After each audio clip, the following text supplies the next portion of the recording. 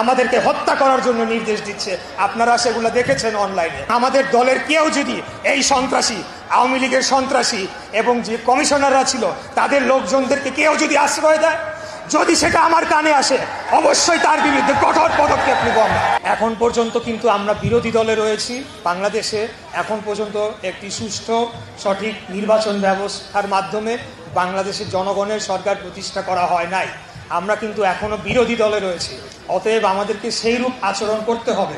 আগামী নির্বাচনটা কিন্তু সহজ হবে না, আগামী নির্বাচনটা কঠিন হবে। আমরা ইতিমধ্যে অনেক ধরনের অভিযোগ শুনতে পেয়েছি।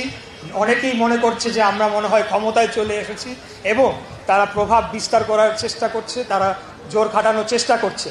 এটি যেমন সত্য, এটিকে করা যাবে না। যখন আমরা যেটা জানতে পারবো আমরা কঠোর সাংগঠনিক ব্যবস্থা নিব। এর পাশাপাশি এটিও বলতে চাই যে এর সুযোগ কিন্তু কাজে লাগাচ্ছে আমাদের অন্য প্রতিপক্ষ রাজনৈতিক দলগুলো।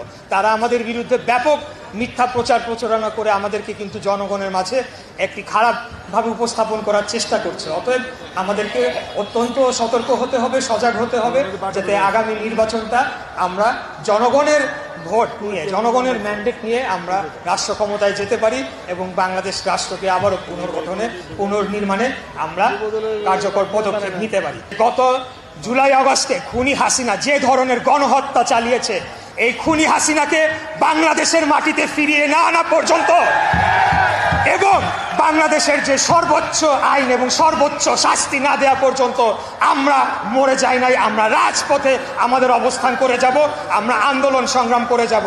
এই খুনি হাসিনা এখনো ভারতে বসে সে চক্রান্ত করছে, তার যে দোসররা রয়ে গিয়েছে তাদেরকে নির্দেশ দিচ্ছে, আমাদেরকে হত্যা করার জন্য নির্দেশ দিচ্ছে। আপনারা সেগুলো দেখেছেন অনলাইনে।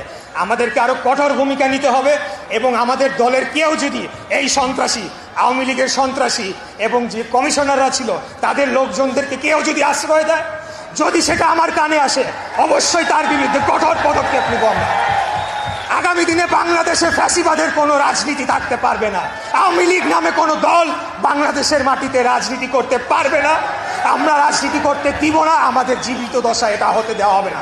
এটি হলো আমাদের শেষ কথা। উনি স্বৈরাচারী ফ্যাসিস্ট হাসিনার অধীনস্থ আওয়ামী লীগ সরকার বাংলাদেশের সকল রাষ্ট্র কাঠামো, রাষ্ট্র যে সংজ্ঞা সেটিকেই পরিবর্তন করে ফেলা হয়েছে এবং বাংলাদেশের স্বাধীনতা সার্বভৌমত্বকে সম্পূর্ণরূপে ধ্বংস করে প্রায় পার্শ্ববর্তী রাষ্ট্রের একটি অঙ্গরাজ্যে পরিণত করার মতো অবস্থা করে ফেলা হয়েছে।